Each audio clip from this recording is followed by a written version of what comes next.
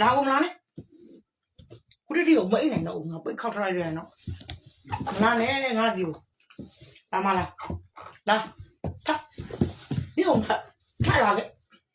ဆောက်ဒီထဒီကထဒီအောင်ငါဒီထလာခဲ့လို့ပြောတယ်လောက်ထလိုက်တော့မယ်လာရီကိုအဲ့ဒါဆက်ဒီအောင်ငါထခိုင်းတာလေဆောက်ပြမလာနဲ့ပေါ့အေးမလာနဲ့အတိုင်းမနေနော်အာဒီဝမှာဟိုကလေးလေးကိုခေါ်သိမယ်နော်ဘယ်လိုမှလဲ